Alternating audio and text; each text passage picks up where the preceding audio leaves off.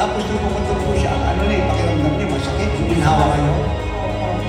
Mananatili at magtatagumpay. Ano ang bagay na itinayo ng Diyos, pinagawa ng Diyos ay sinasamahan niya. So palagi siyang nandiyan para gawin yung tanging siya lang makakagawa na hindi kaya sagutin ng United Nations, European Union, maraming bansa sa buong mundo. At ng technology at ng medical science. At ang purpose talaga ng Diyos dito, isang-isa lang yung lumapit ang mga tao sa Kanya. Ano bang araw, ano bang oras, ano man ang kalagayan.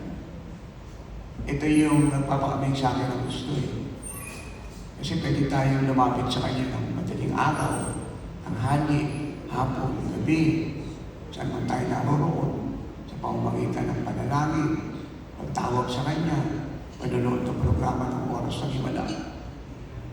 Kaya yun yung lagi kong pinagmamalakinan for my honor, no? But for the glory of God.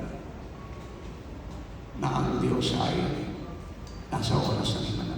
Kasi alam niyo mga minamahal, this is a very honest and serious statement. Kung wala ang Diyos sa gagawin ko, hindi ko siya gagawin. Dagdag pang hindi birong pera yung ating ginagastos.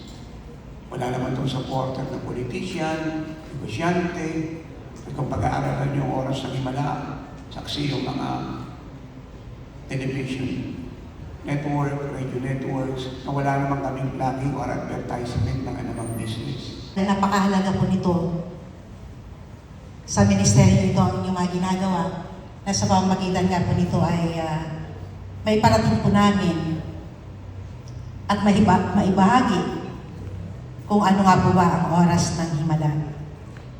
So, nakita po namin na hindi lamang po natin na ang kahalagahan ng himala sa buhay po natin.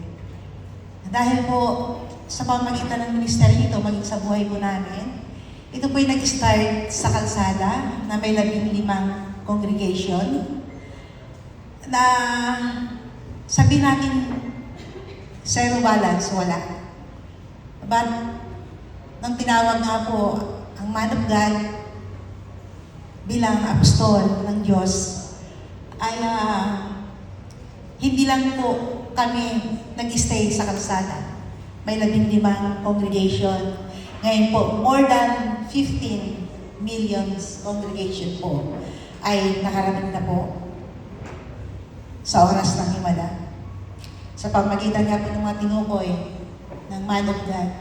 So ang puhunan lang po ng ministeryo ito, unang-una, ang pag-ibig sa Diyos, katapatan, at higit sa lahat, ang pananalangin. At sa pamagitan ng pananalangin, nangyayari, nagaganap po ang himala ng Diyos.